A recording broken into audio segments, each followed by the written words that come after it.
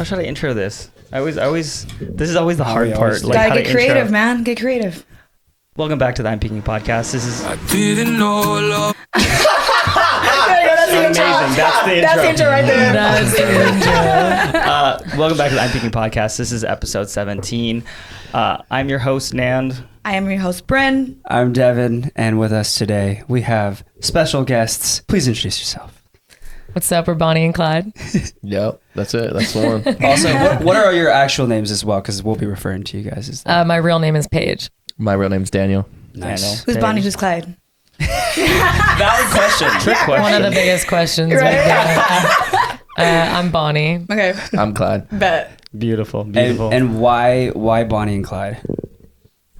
You know, when we first were thinking about names for the project, we were like, girl, guy, What were some of the most memorable names in history? And Well, we were also at the time making more trap music, and we wanted a name that kind of had some like hard edge to it. And the OG Bonnie and Clyde were robbers, so we were like, all right, that's kind of hard. That is kind of hard. Yeah, Romeo and Juliet would be more like melodic bass, huh? Like, like feels. We thought about Romeo and Juliet. definitely on the list. Yeah, I imagine. Yeah, who else was on the list? There's one that was like Brangelina, Hansel and Gretel. Brangelina. Hansel and Gretel. Yeah, a bunch of that. those type.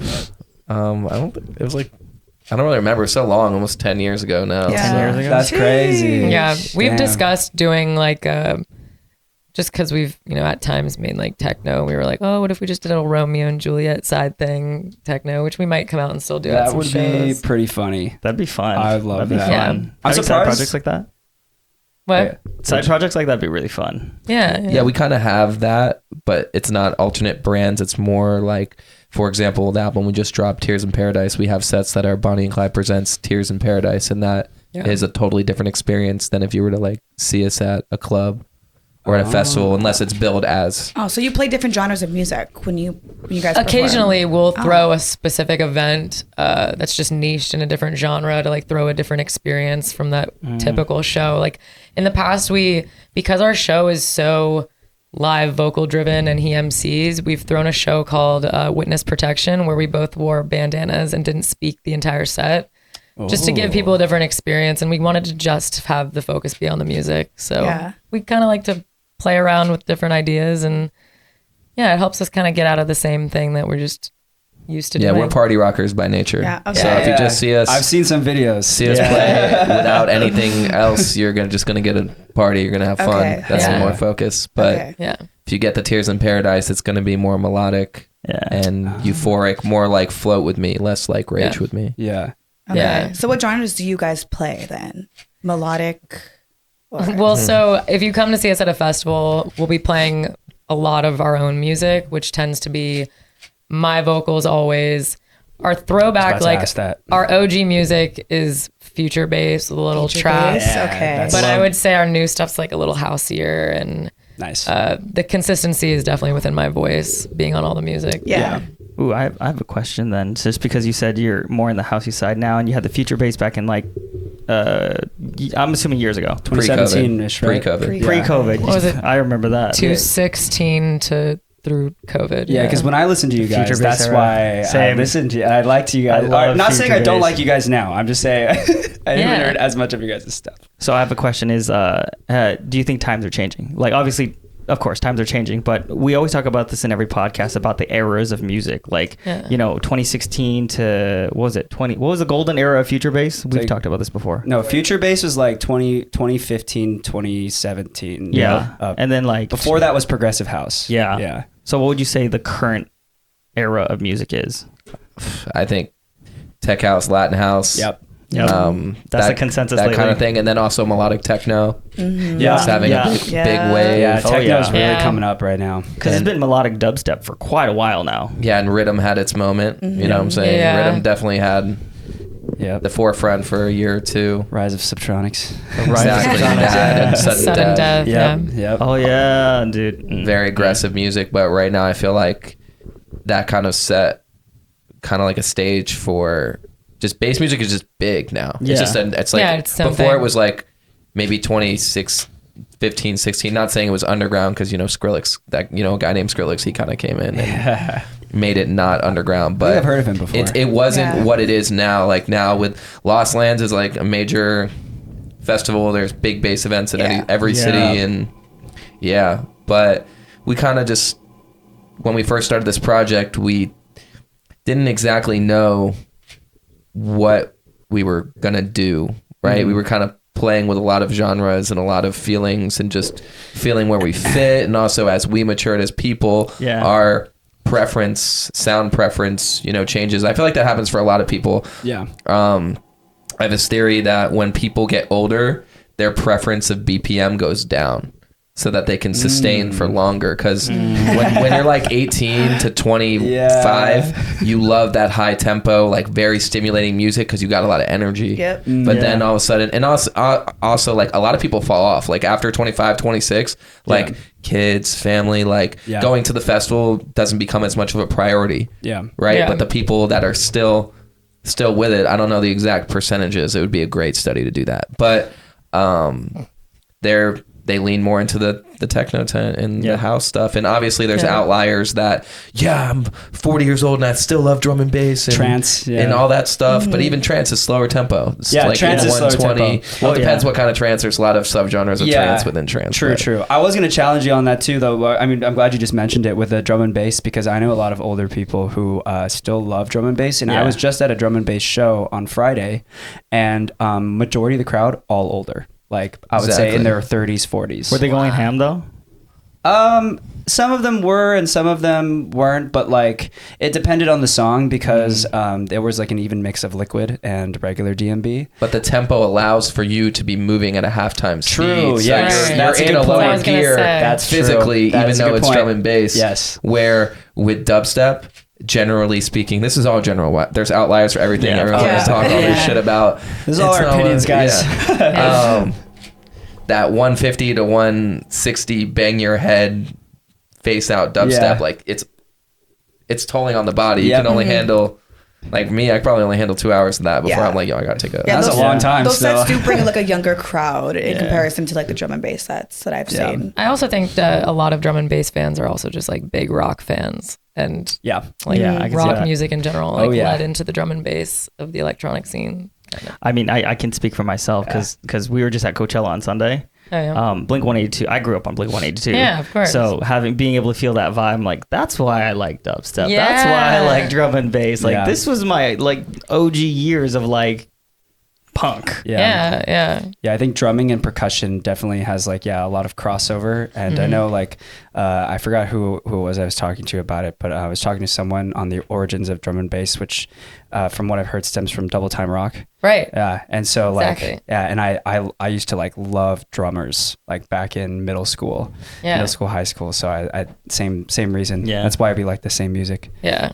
I'm a big rock fan. Hell yeah. Given that you guys are a duo, do you guys like ever butt heads when it comes to making new music? Oh my god! Every time we got a lot of questions about the origins. I think that anyone that works with anyone, like we all have different mindsets and ideas, and I think it's just a matter of how you communicate and respect each other. Because I don't know, we've been in so many different sessions, like just ourselves with other people, and there definitely has to be just like a certain level of someone like kind of taking the lead sometimes. And also like ideas originate in different places. Like sometimes I'll have the first idea and bring it in. For us, it's kind of like who started the idea, kind of had more of the vision initially. And then, we just like accept the other person's ideas, and we've also flipped coins, like I think we've done all kinds of stuff. A part of the dopeness of our art is when we do agree on something, it's like, oh man, we agree. This must be right. Yep. So, and when it comes to 90% of our songs that actually make it out, like we agree on most of the things that are happening on the songs, and I think that's a part of the reason why it like resonates with people. And there's also the songs though where like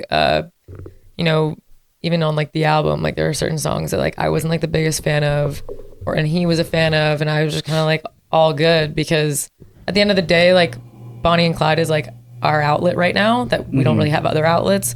So if there's something he really loves, like, you know, I'll put it out under our project. And if there's something I really love, you know, we just kind of talk about it. Sacrifice. Compromise. Compromise. Exactly. Compromise and respect. Yeah. I feel like. And I think that's what makes a great team. Like, you gotta, like, working with people, having more heads than one can be a really powerful thing. Yeah. So Absolutely. it's just making it work. Have you guys ever like worked on a song or a beat and then like you just go in two separate directions? Like, let's just try out the way I want to do it and the way you want to do it, and we'll hear both. Totally. And then see which one we both like more. Yeah, we do that all the time. Yeah, most of the time. Most of the And time. you're like, Oh yeah. Who ends up All the winning? time.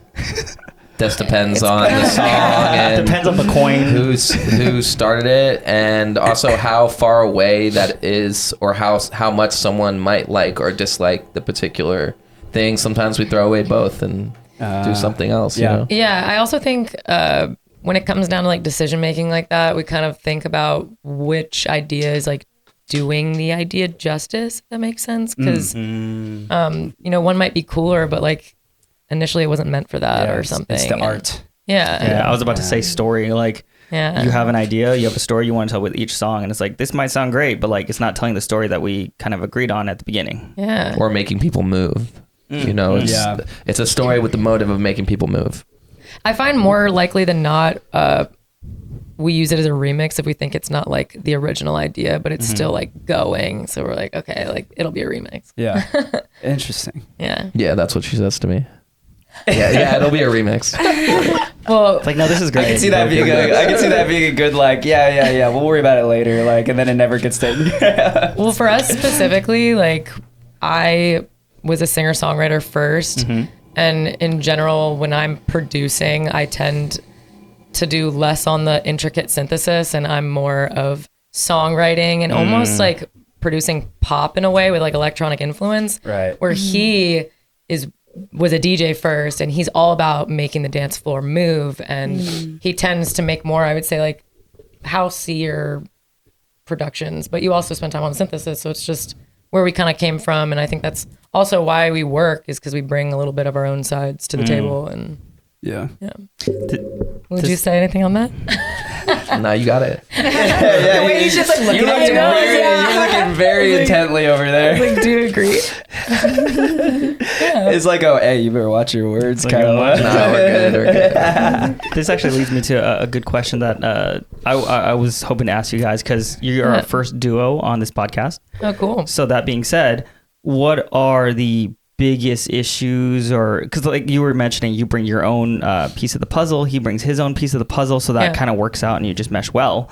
But for other people who might be watching, other duos who are deciding, you know what, let's be a duo, what are some of the things that obstacles you might have run into, some things where you have to compromise or share?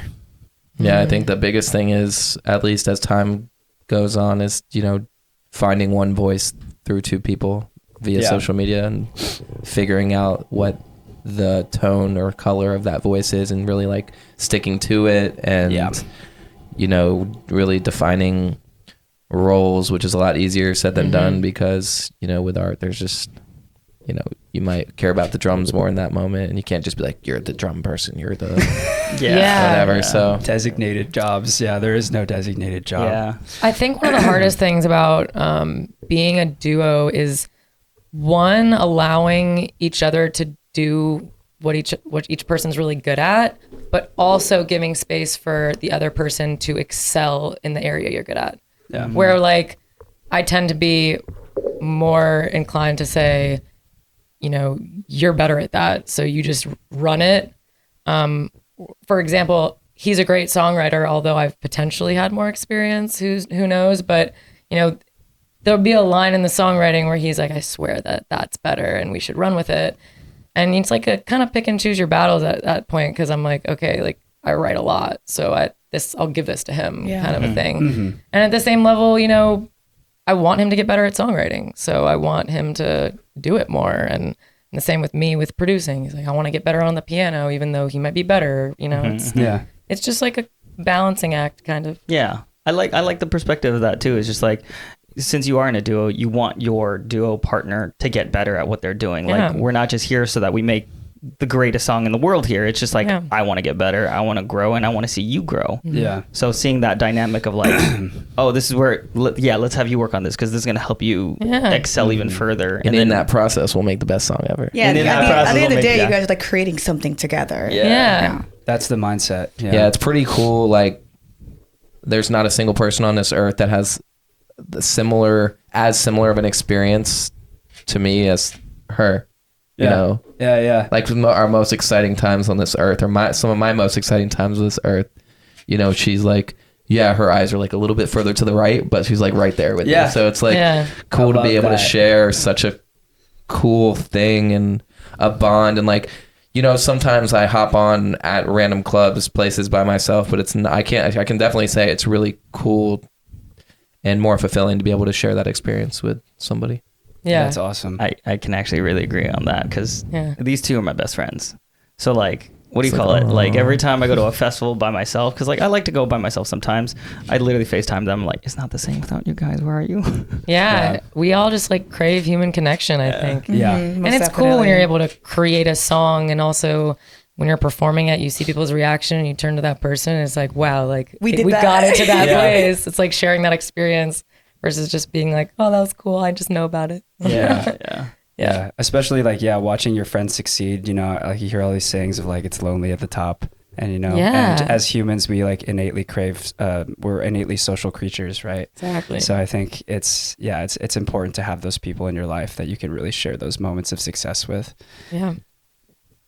But on the topic of that, though, we had a couple questions because we've heard and researched. We've done our research a little bit, and so we know that you guys in the beginning started off. I think you guys know where this is going. Started off as a couple. Okay. And I know recently you guys did announce that you guys are not a couple, right? Yes, it's been a couple years. Okay, yeah. Sorry, recently within the last couple of years. We were looking on TikTok, and on TikTok we seen there was a video of like you guys answering a question sometime recently about if you guys were dating. Yeah. So how did that start, and how do you feel like that's progressed over the years to where you guys are now? Like, how did the relationship start? Yeah, how did the relationship start? Because I've heard some things too and read some things as well, but I want to hear your guys' story. That's what you want. She's like, I'm going to tell the story right now. So we actually were in the same friend group in high school, and we're from the same area, grew up actually like 10 minutes down the road from one another. And but in high school, we never had any, like our friendship was just a friendship. We didn't know we'd be in music together. We actually never dated. Right. And that just like, she actually dated my best friends. Yeah. No way. Like we were like lunch table, same friend group, same everything. You know, like that whole like, we weren't like far apart in high school. Like we were friends. We ate at the same lunch table. We actually like talked to each other about our relationship scenarios. Yeah, wow, you guys have so much history with each other. Yeah. And then it wasn't actually until we went to different colleges, and it wasn't until my end of my junior year when we reconnected. And my entire senior year of college, I visited Miami the summer before my senior year, and then my entire senior year of college, we Skyped every single day of college, and he was teaching me how to DJ and how to produce. And we were making music over Ableton from Miami, and then I was going to Virginia Tech, and we had this software that allowed me to use his mouse and him to use my mouse. Yeah. That was my Riz. Yeah, but at the time, aside from us just growing a connection as people, we were both really interested in wanting to have a music project. Yeah. And then when we graduated, literally the month that I was graduating, we were like, all right, if we're going to do this, what's the name? As soon as I graduate, we got to create it. And and that was kind of the beginning of Bonnie and Clyde. And then our relationship started as well because we were making music together and we formed this bond, and we were writing a lot of music that kind of stemmed from our relationship. And and what else? Just like wanting to like our first song was The Ride and Rise Above, which was very like uplifting and hopeful. The lines were, the way to find yourself is through the ride. And then the next one was, we rise and then we fall, but that won't break me. It was just kind of like little like notes of inspiration that the universe left for ourselves. Yeah. And it was like motivating us to just keep going because we wanted to make it happen so bad. Yeah. And it wasn't pretty long after we started Bonnie and Clyde. I would say like a summer went by until we found our first manager. Yeah. Yeah, because you guys found success pretty quick, right? From what we put a song on SoundCloud or a couple songs, The Ride. Yeah. And it did really well. And that's even how so it was like The Ride happened, a couple 100,000 streams on SoundCloud in the first month, which was like a lot on SoundCloud. Yeah. Especially at the time. Yeah. And then Rise Above, and we cold DM'd the dude that run Trap Nation. His name's Andre Benz. And at that point, Trap Nation was like really popping. If you got something on it, it was a big deal. Oh yeah, I remember that era. Trap Nation, Mr. Suicide Sheep, all the big ones. Exactly. And we cold DM'd him while he was at Amsterdam Music Week. He listened to it. He's like, I love this. I'm gonna upload it. And we were like freaking out. And he uploaded it. Got like 1 million views in the first month, and then that led to our first manager, which led to a EP deal with Insomniac and Interscope, because they had a deal together. They had the record label when it was first starting. And on that EP was a song called Bass Jam. And then Bass Jam went #1 US Dance Radio in 2017.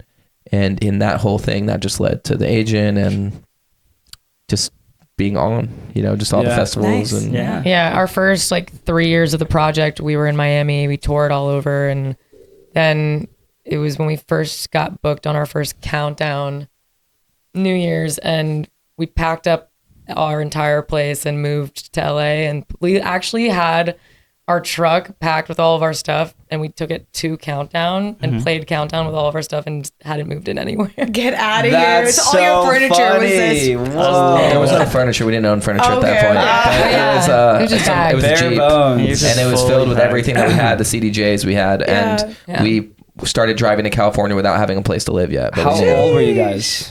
22? This was 2017. Yeah. 8 years ago. Yeah. Damn. Yeah. Wow, so we're like the same age. I'm 30. Are you 30? 29. I'm 28. 28. So, Cool. We'll be 29 this year. Yeah. I'm 23. I just turned 23. I'm just kidding. That's what's up. I'm just kidding. So just because as I mentioned to you guys like off camera earlier, I saw you guys in 2020, and you guys have had a lot of success very quickly. Yeah. I gotta ask, how did you guys handle pandemic? Well, that sucked, bro.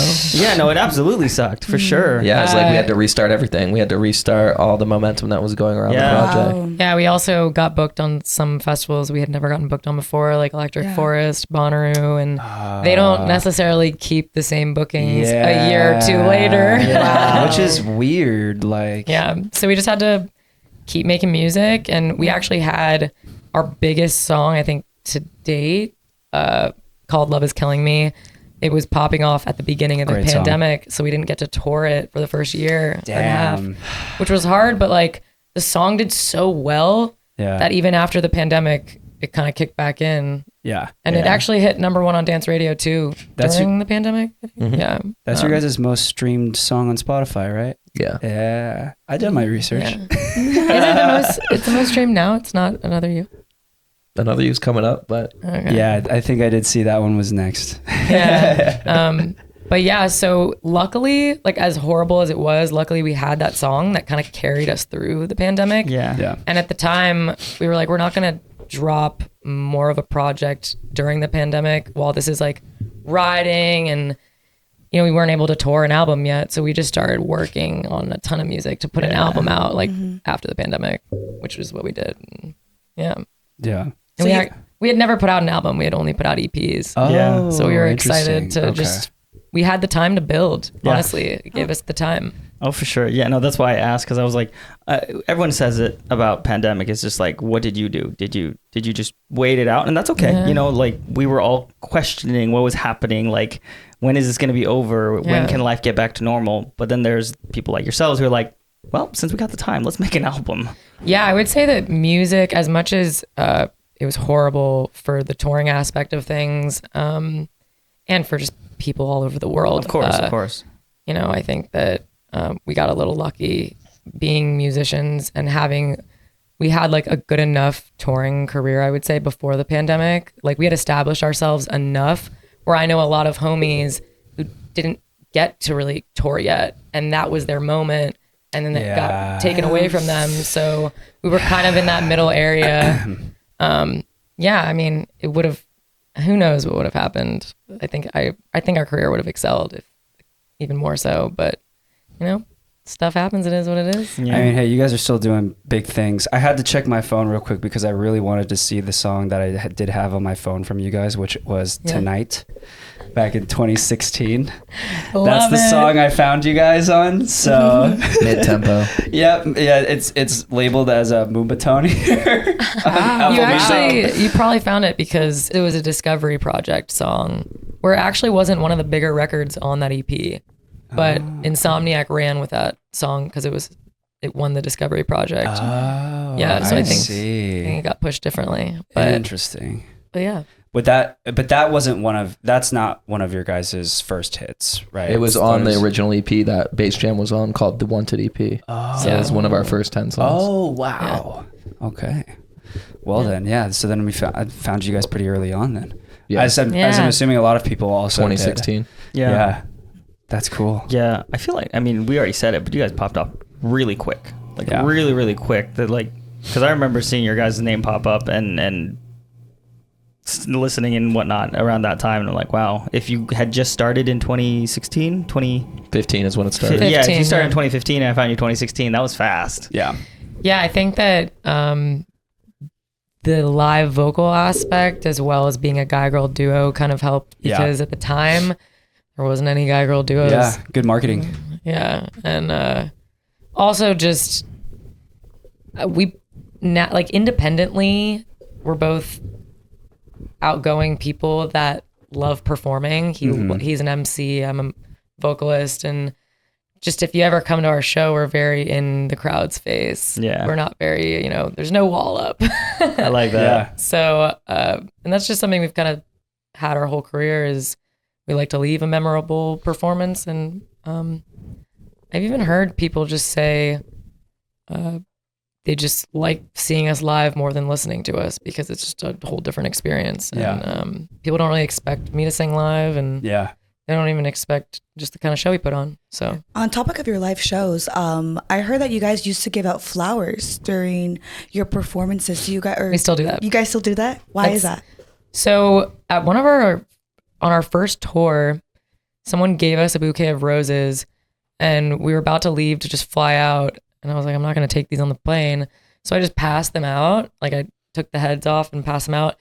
And the response we got online from people freaking out that they got to have a little token symbol to take away from the show was so awesome. Yeah. That was kind of when we decided that we're going to be the Rose Gang. And every single show on all our riders, we make sure we have roses and we pass them out. And it's just a way for people to remember us. Yeah. And it's so sweet. Also, I think it's a fun thing for people to want to get to the front to get a rose. Yeah. It's like a Justin Bieber thing, like how we used to bring out like a girl for like One Last Lonely Girl. Like people would always wait for like that moment. So that's like a moment for you guys. Yeah. Yeah. And I like to think of the perspective because I was once in the crowd, like I still enjoy shows, but there was once a time before I did this where I was raving. And in my mind, I'm like, if I was in the crowd at one of my favorite artist shows and I was able to take something home from that, like I would do everything I can to get that. Yeah.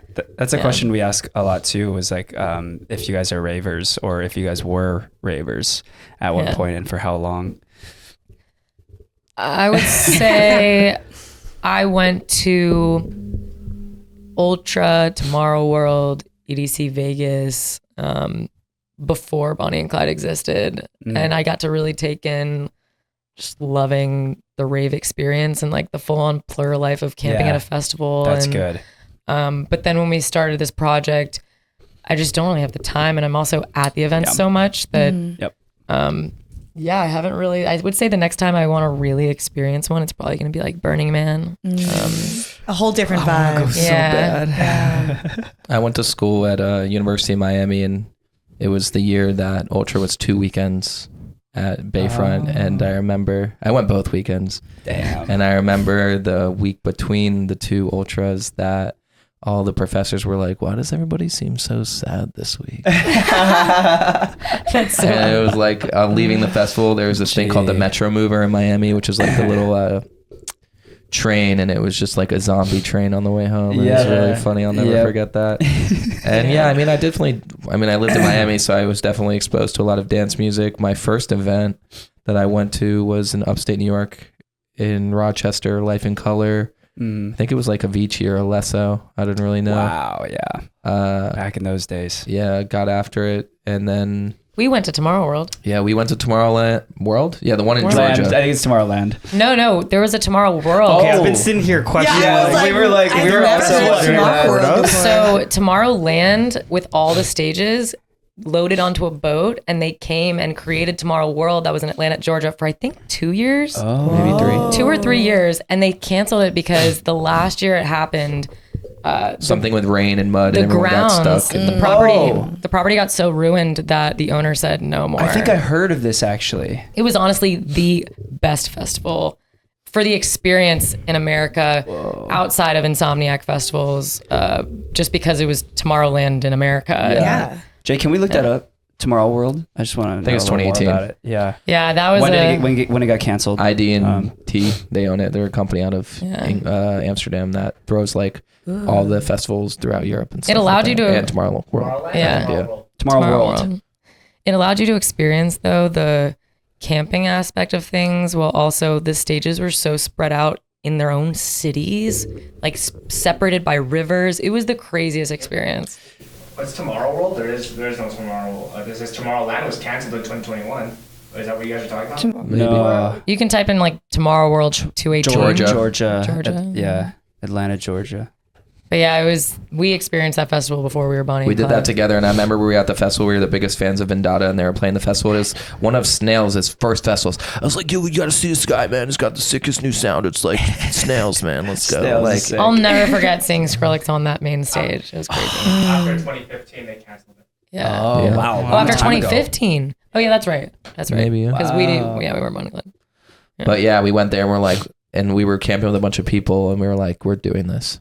Yeah. They were Nice. like, yeah, sure. Yeah. Well, I remember going to certain stages though, and just like manifesting. Like I was like, I realized there were no singers initially. I was like, I can't believe there's these people performing, and like there was no live aspects happening, and I just saw the opportunity, and yeah. I think every time there was a live aspect, like people went crazy. I remember seeing Zed at Coachella. Zed's my favorite artist, and I saw him at Coachella 2015 or 2016, and I think he brought on Kesha for True Colors, and everyone went crazy, even though she's not the original singer of the song. But I was about to say. Live singer. Yeah, no, it was still the fact that, and then I think the following year he brought out Katy Perry that's when he came out with 365. Yeah. And that was insane. I actually remember calling it right before he said it.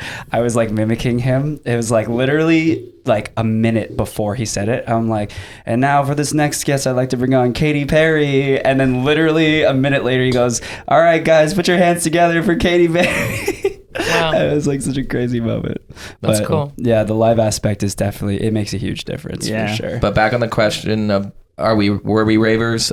I was never, or I don't think she was ever, we were there with all the candy and everything. I would never say a raver. I think we were just dance music fans that once we saw it, we were like, we want to be doing it. Yeah. Yeah. That's super interesting though. Yeah. But I was always DJing. Like from when I was 15, I was DJing, but no one ever, they didn't show me dance music until I was 20. Yeah. And then I had an epiphany. And then in that epiphany, I transferred to Miami, and it was like more focused around that. I wonder if that's like, because I feel like, I mean, we had 4B on the podcast, and he grew up in Jersey. Yeah. And I feel like he's also kind of from the same cloth of like, he really likes dance music, but like he was never really a raver or anything like that. And I don't know, like so far it just seems to me like East Coast is like more centered around like dance. We're from Northern Virginia, which is not too far away from Jersey. We're mid-Atlantic region. Yeah, like you have like Miami Music Week. It's not like so rave centric. Like Moonrise didn't exist. A lot of these festivals that exist now on the East Coast weren't there. Right. Also, Insomniac wasn't a as thing big on the East Coast. True. Yeah. It was mainly Life in Color. like the paint parties. And that was more Miami. Yeah. Interesting. Yeah. That's so that like because there is every time we're about to go to Project Glow this weekend, and and that's in DC. So I guess more same over kind of. I think that Life in Color helped kind of push electronic music in a way because it created this like really fun environment at a show where like you're gonna get soaked in paint. Yeah. Or at least for the East Coast. Yeah. I think I've been to a Life in Color of some sort here in California though. It was like in Sacramento, and I just remember it being really, really cold. Yeah. Because like everyone's wet with paint, and it's just like you're slipping through people. And it's but like water. Yeah, it's water based. I'm cold. Got to keep dancing, stay warm. Oh, I definitely was. I was dancing, I was moving, I was trying to stay warm. But even then, it's just like more paint in my face because they have like giant paint guns. Wait, what is this? Life in Color? Yeah. Mm-hmm. It got sold and then tanked. Yeah. But it's just a giant paint party. Everyone show up. They'd have giant paint cannons. Jay, and you'd be covered. Can we fact check that? Like I could put there were times where I could control the paint cannons and paint would just fly at people. Like what years it was a thing? And everyone wore white and just got soaked in different colors. But it's not a thing anymore. No. That's terrible. What the hell? It got bought by a big conglomerate, I think, Live Nation, and sometimes companies like that choose to not continue Live Nation IPs like that. Yeah. There were also things with it I felt like that weren't the best. Like I don't know how good the paint was for people. It's one all of the those chemicals things, on the skin. Yeah, it's one of those things where it's a good idea at the time, and then people have memories, but then like 2006 to 2019. Yeah. Wow. Oh, so like kind of a little more recent. We did a Life in Color in Thailand. Yeah. Ooh. That was pretty. Oh, you just opened a can of worms for For real. Mine is like he's Thai, so I'm Thai. I've always awesome. wanted to go to Songkran, which is the Thai New Year's festival, also known as the Water Festival. It's in April. So basically, imagine a countrywide water fight. Like people are just throwing water at each other, gently, harshly, with water guns, water balloons, you name it. Like if even you two go fly, it's Thai New Year. Step outside. The moment you step outside your hotel room, even the staff will throw water at you. Because for Thai New Year, it's like we're washing away all the sins and bad luck and negative energy of last year. So it's like they're not doing it out of malice. There's like, I want to get rid of your negative energy, so I'm going to throw water at your face. That is so cool. Yeah. That's just like anywhere you go? Everywhere in Thailand. Everywhere. Yeah. That is so cool. You were saying we I need loved something Thailand. like that. We need something like that in the States. So we did the whole thing. We went to Bangkok, went to Phuket. Went to Phi or PP? No, we went to Phuket. No, we went to the islands. That's Phuket. No, Phuket's on like the tip. PP Islands are different. We went there? Yeah. Okay, maybe we did. I just remember I almost got like mauled by a baby elephant, and it was a fun experience though. Because I didn't die, so it was good. No. Good memory unlocked. Yeah. It was awesome. Yeah. Yeah, you guys remember Party Thieves? No? This is this DJ who had a time in the US, but he moved to Sydney because he fell in love. But yeah, it happens. Still a good homie of ours. Yeah, I love him. But we were in Thailand with him. I think he was playing the event too, and we ended up just cruising around together. He still I think makes trap music. I don't know if but he was trap. Yeah, Thailand lit. Life in Color lit. Yeah. The one of the few festivals that I still really want to go to. So S2O. S2O. It's in Thailand. Also a Songkran festival. Wow. So it's music festival, but like imagine giant towers that have not just speakers but water sprinkling on everybody. Where in Thailand? I don't know the location personally. I remember looking it up just because my favorite artist played at it, and I just saw a video of it, and that's how I learned of it. I think I did that thing with Sidewalk Talk with Henry Fong. He was saying that was one of his favorite festivals he's ever played at. S2O. I think. What's your favorite festival you ever been to? As of right now? Sure. Okeechobee. Oh, Same. we love Okeechobee. What's your favorite? It's actually Okeechobee. We love that festival. I was just there this recent March, and it was phenomenal. Oh, it's the best. It's so much fun. It's almost like a mini Burning Man. Not a mini Burning Man. It's like Coachella without Instagram. Exactly. It is. Yeah. This is a good transition. Actually, I know we're about to talk. Well, we wanted to talk a little bit about Coachella too because we just went to Coachella this last week. Yeah, but I agree with you because I was actually talking to one of my friends at Coachella and I was like, this gives me like an Okeechobee vibe, but like with Okeechobee doesn't have all the influencers. It's more mainstream. Yeah. And I like if you really are trying to party, like I think Okeechobee is like a really good place to do it because Florida people are just wild and California people are a little bit different. So. Yeah. The crowd at Coachella. Okeechobee has a good mix of electronic and like live bands. And I got to see Earth, Wind and Fire. Oh my gosh, the best. The lineups are just amazing. It was so good. And Odessa. And, I got to see Odessa's drum line. The whole drum line. Yeah, we had a social clip go crazy on Odessa. I keep thinking about Okeechobee still. It's great. It was I was sad to not go this year, real talk. The first time, I forget what the year, but when we played Okeechobee, we played the Arcadia stage on the beach. Incendia stage. Oh, the Incendia stage? I was wrong. And that was an epic experience because they closed all the stages. Yeah. And everyone, like the whole festival was at the beach. Yeah. And we were like, this is epic. Oh, that's sick. They on the last day, they do that. They close all the other stages. Insidia is the only one, and there's like these giant flames coming out of it and everything. Funny Okeechobee story is my sister had a little bottle of water with a party in it, and with pre-workout. We call it pre-workout. Yeah, we had some pre-workout in it, and she put it up on the booth. And she's what you don't do. Paige grabbed it, thinking it was just water. Yeah. Like I'm like in between singing and like jumping up and performing. Oh, you were performing too. Okay. She's like, my throat is dry. I just need water. Oh no! Immediately when I took a very big chug, I knew what I had gotten myself into. There was no puking it out. Yeah. The iconic moment of like, why is it so spicy? And you had to perform? Oh yeah, we still like half our set left. It was crazy. How was that? Really fun. Oh my God. Energetic. But it was funny when we got back to the camp. She just wouldn't shut up. No, it was wild. There actually aren't too many experiences, I would say, that were on anything. Yeah. I think there was one other, aside from like alcohol or like maybe smoking a little weed, but there was one experience at Miami Music Week. And it was the first time we had done a song with Adventure Club, and I stood up on... We did a remix for them. Yeah, oh yeah. Oh, you're Stay right. Gold remix. Yeah. Oh. Future bass. And we were just at Miami Music Week at their show, like backstage. They invited us as guests, but I didn't have any thought in my mind that we would be singing the remix we made. And next thing you know, it just happened to take something. And as I'm in the middle of coming up, next thing you know, Leighton turns to me and he goes, come sing a remix. And I was like, oh, yeah. And I just got up there, and that was one of the wildest experiences. That's so funny. I always wondered that because I have a couple of friends who are part of a prestigious dance crew. And before I knew them, actually, one of them was telling me about how they had, because they actually came and performed at my college one year, the year before I went there.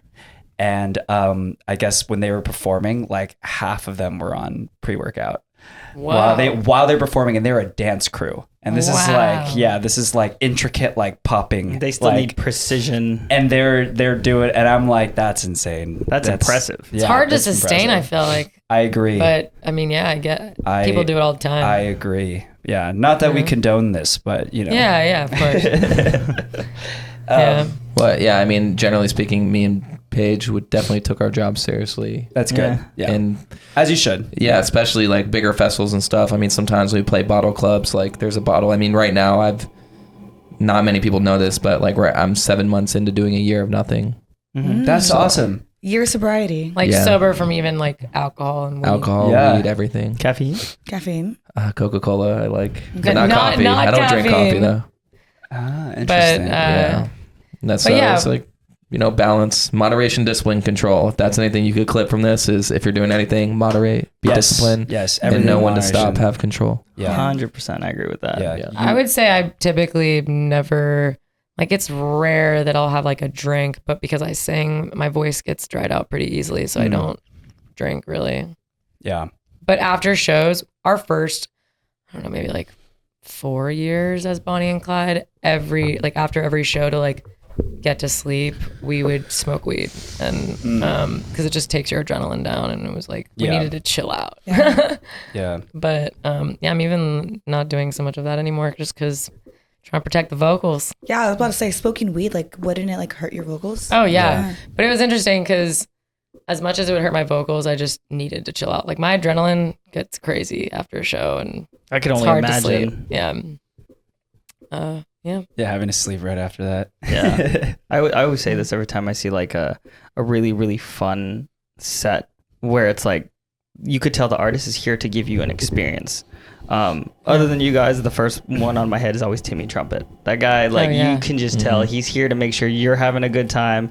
And I always have this thought in my head is like, God, what must it feel like to be on that stage, to have that much energy, to just like be able to control all this energy out here, the adrenaline he must be feeling it, which I'm assuming you two feel as well after every show. Yeah. Definitely. It's electric. Yeah. Charges my battery. I definitely think it just matters the kind of show you're trying to put on, because to be able to control a crowd and just give the same energy that they're giving, it's a whole workout. Yeah. How was it like your guys' first time performing live? Chaotic. Yeah, I would say we were a mess. It was crazy. We actually got thrown onto shows before we were really put together, I would say, like as a group. Like I didn't really know how to DJ fully yet.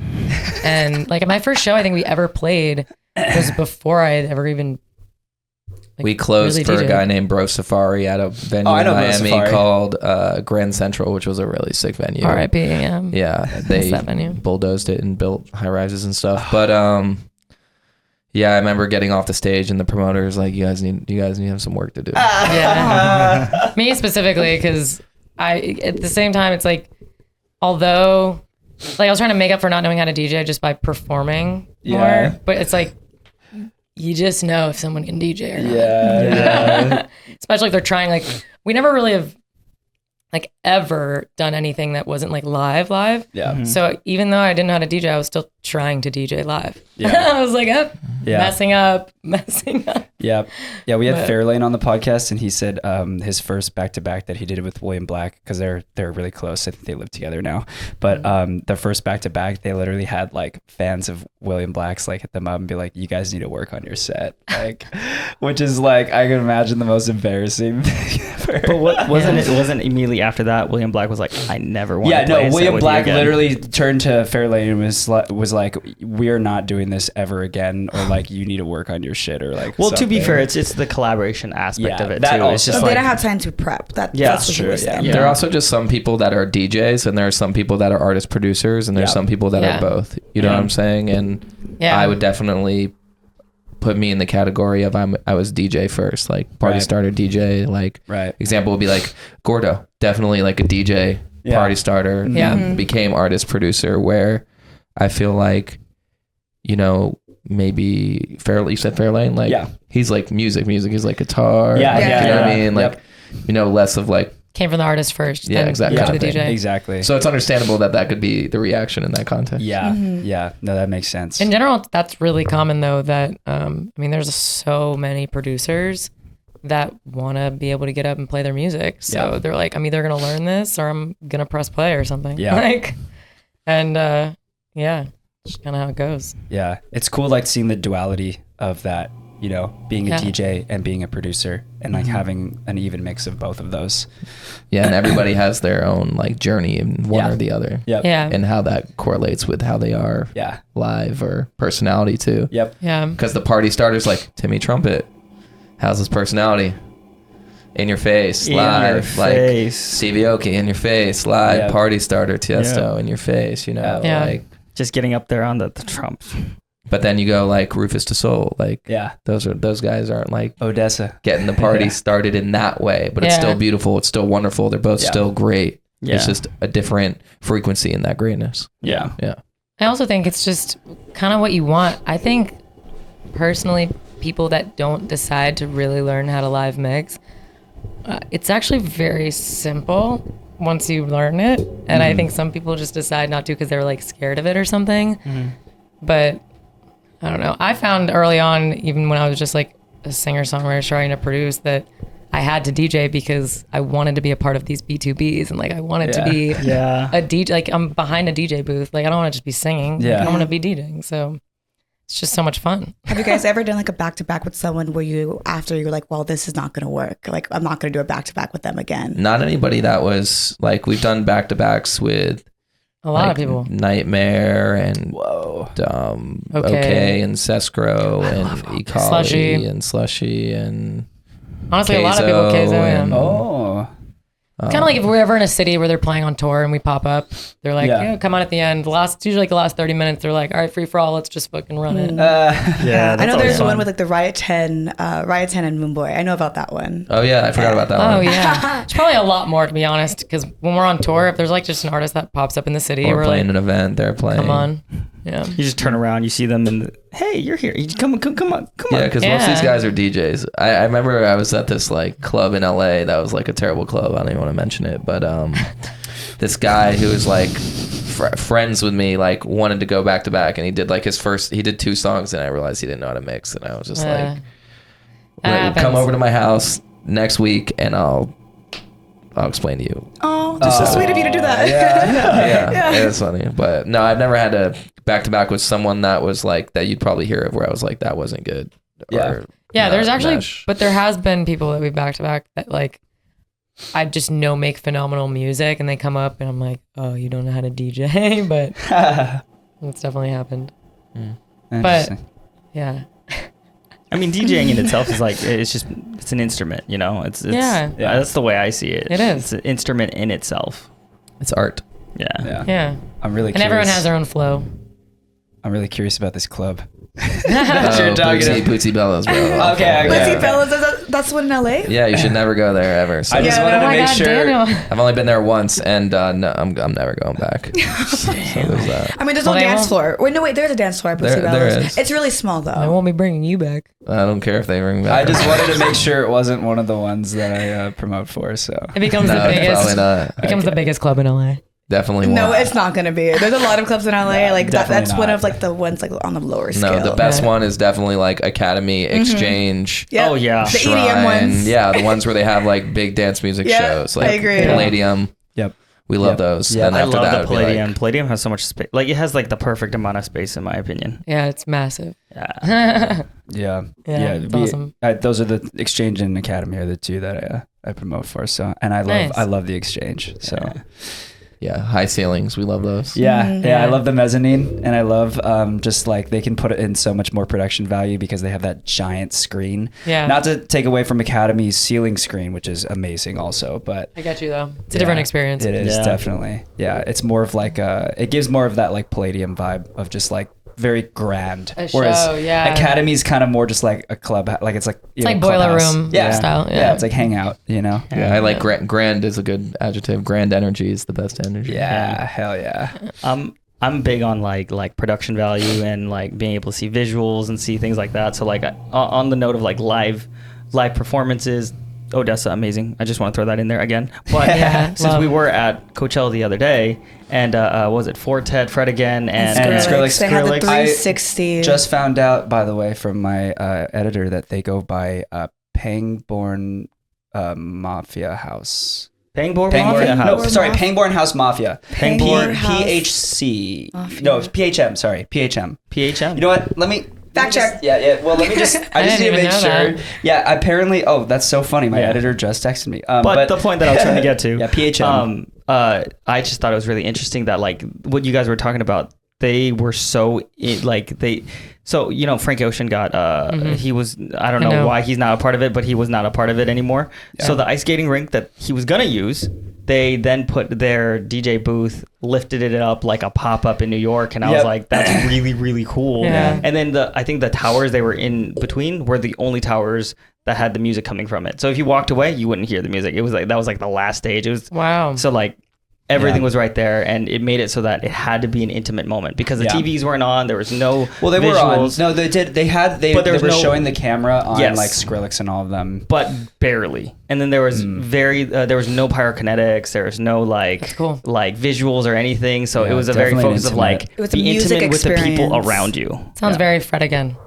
Yeah. Yeah. It was beautiful. Fred again. Was it Fred again? He literally, when they left, I still think this is funny. He just grabbed his groceries and just like they left. Like, Oh, really? Yeah, like he had groceries. He went to pick up groceries beforehand. They just seem like those kind of guys. I saw that TikTok. I don't know. Was it Yevi who sent us the TikTok of Kieran Fortet? He was just at Chris Lake and Fisher's set. Yeah, and he was just chilling in the back. Someone took a video of him. They're like, isn't Kieran supposed to be doing like sound check for their set No. or whatever? And he's like just chilling over with Chris Lake and Fisher.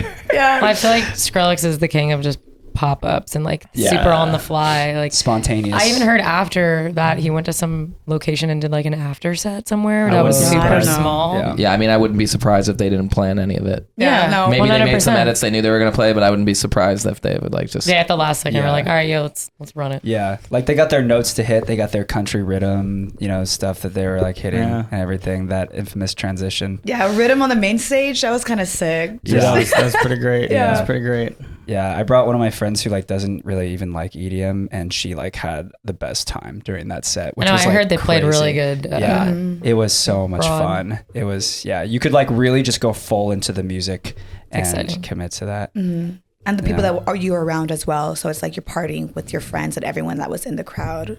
Very intimate. Yeah. I mean, while we're talking about Coachella, though, have you guys ever been before? I was gonna ask the same question. I have been to not the festival, but to parties around Coachella twice in 2 different years. But I've never been to Coachella because I promised myself I wouldn't go until I play. So That's a good Okay. reason. That's That's a fair. really good reason. That is fair. That was normally my rule, but I got invited. I stayed in the house with the Slander Boys the same year that Oh, nice. Nightmare was headlining the Sahara tent. So I just felt like I couldn't say no. Oh, Yeah. that was And- 2018, right? 2019? You would know. You go to Coachella all the time. I did. That was 2 that days was the ago. Was last our year first I went. time. I think he headlined at the Sahara tent that year. Yeah, it was an amazing time. Yeah. And I did the whole thing. Sahara, we stayed at a house that was walking distance from the Polo. You went all 3 days. Yeah. Nice. Hell Ripped yeah. it up. Those guys are wild. But yeah, I mean, but actually this weekend I'm gonna go to Stagecoach. Oh. Yeah, I never gone, but another friend gave me the opportunity to go, and we're already gonna be in San Diego this weekend playing Nice. at Park San Diego if this gets Ooh. uploaded before Plug. that. But It will be up on Sunday, which Yeah. I think Okay, might be so, too late. But we'll have a section at the end where you guys plug your upcoming shows. sounds and good. let everyone know. But yeah, so decided to go out there and experience that. I don't normally listen to country music, but live music's good and just a different perspective Yeah. on music. It'll be good. Yeah. my first time going to the parties Post Malone. outside of Coachella, I had like a deal with this company called Concierge, which is like a weed company. Yeah. And this was right when Post Malone, sorry. No, that's my fault. This was right when Post Malone was dropping White Iverson. And so he wasn't like blown yet, Oh, but like yeah. it was his moment. Yeah, yeah. And I pulled up to the Concierge party, and like one of the first people I was like in a conversation with the group was like Post Malone. So I didn't like, it wasn't like a moment where I knew who he was or any of that. He was just Yeah. like hanging. And then I went into this garage, and in the garage at this table I was at, it was literally me and Rihanna and like these 2 other girls. And Rihanna's like, hey, want this blunt? I was like, yes. We're like in this garage hangar. We're like in this garage hangar, and it's like Migos is performing, and Tory Yeah. Lanez was and insane. Diddy, and it was just like some really Whoa. unreal energy. It was super like this it was like a bunch of celebrities, and I just happened to get invited because I was friends with people that ran the company. And I was That like, is this so crazy. cool. Oh my Yeah. God. I don't know what I would do. And No, I literally died inside. I just was standing there. My friend was like tapping on me to come somewhere. I was like, I'm smoking a blunt with Rihanna. Yeah, don't bother me. No, it was crazy. That's so funny. So you said that you only want to go if you guys get invited to play. Yeah. What stage do you guys like? Is there any specific way that you guys get booked for stages when you guys play at these like major festivals? Yeah, it all depends on the nature of our show and the kind of show we're putting on at that festival. I Got would it. say if we play Coachella, it's likely to be the Sahara tent. Yeah. And Or the, let me rephrase, when we Do play Lab. Coachella. Yes. Yeah. Yes. Manifest When? that shit. I mean, I could also see us playing like the Heineken House or Dulab. Yeah. But it just depends. A lot of people don't realize that your bookings come from an agent and not always just your music. and the performance you have, a lot of it is connections and also leverage with the team that you're on and who other artists that are bigger than you or you're connected to. And so like a lot of the time, you know, there are some artists I find that play shows and you're like, how did they get to play that show? And it's not necessarily because they're that big. It's just they got in with the right team and they have the right connect, and sometimes they have the same agent as whoever. But when it comes to playing venues, it's like, at least for me, I view the world like it's like a video game, and I have to like unlock that venue. But through the music, like I've never been to the Gorge. I've never been to Red Rocks. I think we haven't either. That's pretty. I've been to Red Rocks. Pretty much it. And Lala. We're playing Lala this summer. About to do Lollapalooza and Lightning in a Bottle. Haven't done that one or know where it is. That's also like probably not our flow. A little different. The people that they book. Like a little more indie. I would say indie and underground EDM. I feel like more so. But I'm trying to think of what else. I could see you guys at the Sahara tent for sure. We just saw Jai Wolf at the Sahara tent on Sunday. Saw that. Crazy. They've really upgraded that tent. Like it's come a long way. So I started going to Coachella back in 2015. I went 4 years in a row. Oh wow! And I did the whole the first 3 years I did the whole camping thing, which is great because I was in college. I was in a frat, and we would just basically everyone would get there super early on Thursday. Like they would literally leave Wednesday going into Thursday at 4 a.m. just so we could get a front row spot in the campsite and get an entire lane. And we would get like couches and like all this stuff. And we'd start the day with playing beer die like outside our campsite. And that was so much fun. But just seeing that stage, the Sahara stage, like transform over the years, because it used to be really cramped. It used to be like the Yuma and the Mojave tents, which are like a lot smaller. And it's pretty crazy. The visuals are, they were going crazy during Jai Wolf's set. I mean, he did some AI stuff, and that was sick. He did do some AI stuff. He did some AI stuff with like his visuals, the dancers, and just like, it was sick. Yeah, that was a set that was like kind of a long time coming because of COVID. He was supposed to play earlier, but didn't get to. So that was like a moment for him for sure. Yeah. I saw his post on like his sound check or whatever, and he's like, when they call you at 7 a.m. for your sound check or something, and he's just like with his coffee, and it's just like alone, and you just see the Sahara stage, like it's empty, you know, no one's there yet. Super cool. Yeah. But sorry, go ahead. No, I was just gonna say that we hope to be there in the coming years. We will. You will be there. Yeah, in the coming it's gonna years. happen. Manifest that for shit. sure. Yeah, 100%. Speak it as if you already have it, and then it will come to you. Assumption. We're big manifestation people here. Oh yeah.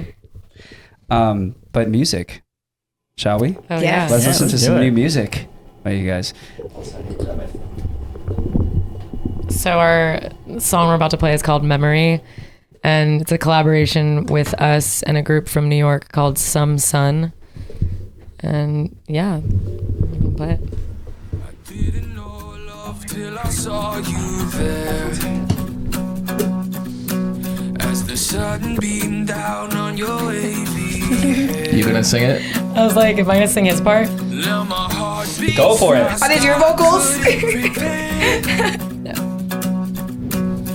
be down on my knees, you answered my prayers. If there's a million people. Wait, who's singing right now? Oh, okay. I got No. Who is singing? Some Sun out of New York. Got it.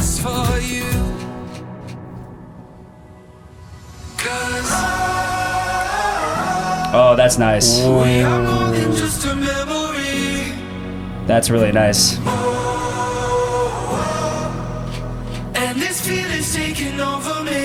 This is some Sahara tent shit right here. Absolutely.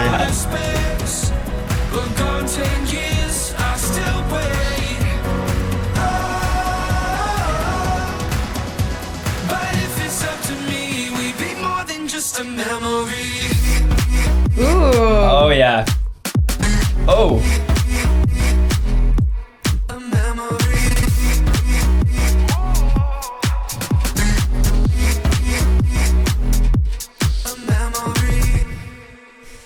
Been following the road where there is no Yes. way. Yes. Enter Bonnie. Yeah. Hell yeah. Very nice compliment to the male vocals.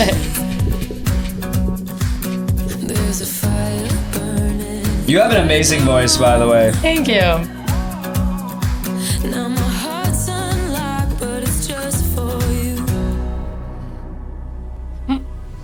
'Cause we are more than just a memory.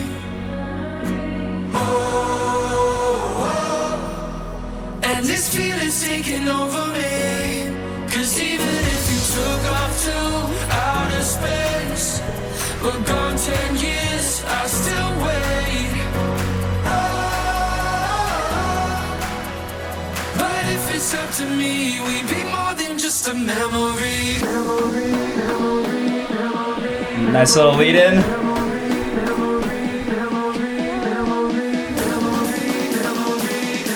But if it's up to me, we'd be more than just a memory.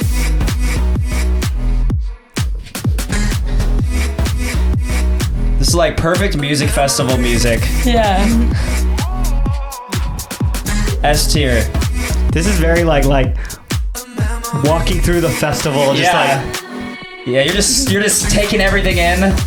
Yeah. montage moment. Yeah. Montage moment. Life is great. But if it's up to me, we'd be more than just a memory. That was That was fantastic. phenomenal. That was a beautiful song. Thank you. Yeah. We're excited about that one. Yeah, very like feel good, like all the things really brings me back to like college and just like when I first like really fell in love with EDM.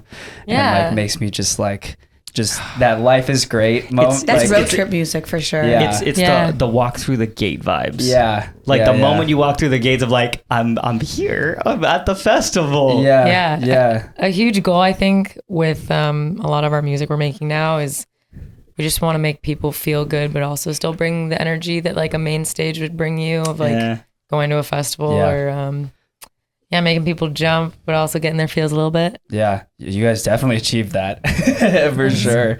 Yeah, I love that kind of music where it's like you feel like you're going somewhere. You know, like like the travel music, which is like, dude, I'm going somewhere great right now, Yeah. and that like excitement that you get. That song really brought that out. Or like Cool. a festival Thanks. montage moment, like Yeah. looking at like a festival recap. Yeah, Yeah. exactly. Thanks. Making people want to buy tickets. Yeah, to for the next real. one. Yeah. Perfect. Yeah, and then this starting in the middle of the summer, we're going to be doing the More Than Just a Memory tour. Yeah. Ah, Love it. So Yeah. it'll be Plug. based off this song. Hell yeah. Yeah. Get your tickets when they drop. Yeah. Hell yeah. When's that coming out? The tour No, when the song. Yeah. in the next 6 weeks. As a single Yeah. or EP? Single. It'll be a single. Yeah. You guys heard it here first. Yeah. 6 weeks from now, that's what? It could be sooner. There's no Could be exact Yeah. date. It could be What like month is it? 3 weeks. April? So maybe It's gonna be May. End of soon. April? Yeah. maybe like late May. Middle, maybe the first end of week in May, June. yeah. Well, this will be the first social clip I work on, so. Hell yeah. Have you guys performed that yet? Yeah. Live? Yeah. Yeah. Honestly, the feedback we've been given from playing that song, a lot of people say that it sounds like Avicii. That's what I was thinking. Yeah. It's been like the biggest compliment I was ever. about to say. I'm like, That must thank be the you. biggest compliment. Yeah. It's wild. It's actually been like a handful of people that have said that, and I'm like, I'm cool with it. Yeah. It definitely has Avicii vibes to it. Yeah, it's cool. Like being able to incorporate like live guitar with electronic music. I love doing that and giving it that kind of like acoustic feel. But Yeah. and in general, we're also trying to just bring back the feeling of that like 2013 to 2015 electronic era of Yeah. like The golden era. the nostalgic OG. Are you No Love? No, I think we should do the Another You DLMT remix. It's an unreleased remix. Ooh, okay. Oh, we get another one. We get another. Ooh, let's do it. That's a good one. That's a harder one. Okay. We'll end it after the first drop though, so let's check it out. So All this is Bonnie and Clyde, Another You DLMT remix, unreleased. It's coming though. Okay.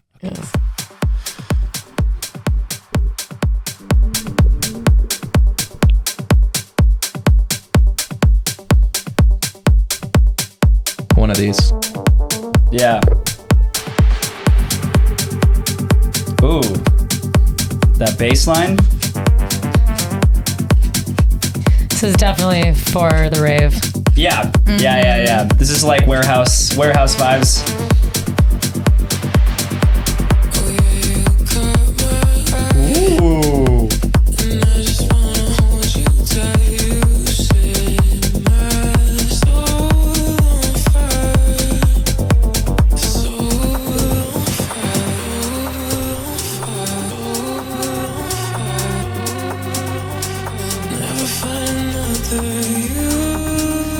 It's got like a tinge of trance in there.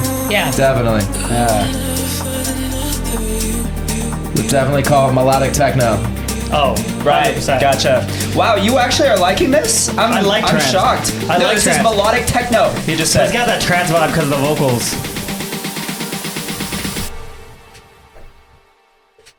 Oh, I missed it.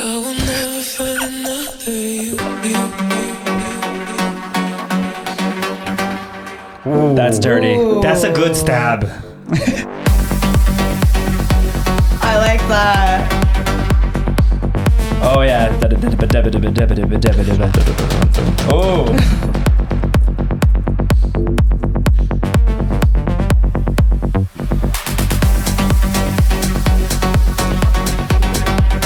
Yeah, playing this live is fun. I love that hi-hat. Sounds really nice.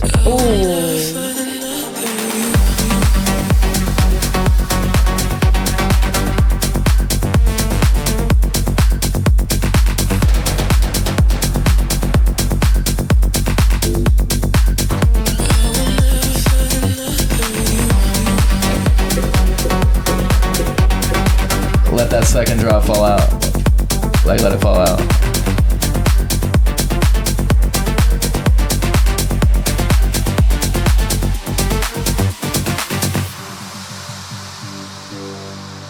You get the vibe. Yeah, that's dude, that was so sick.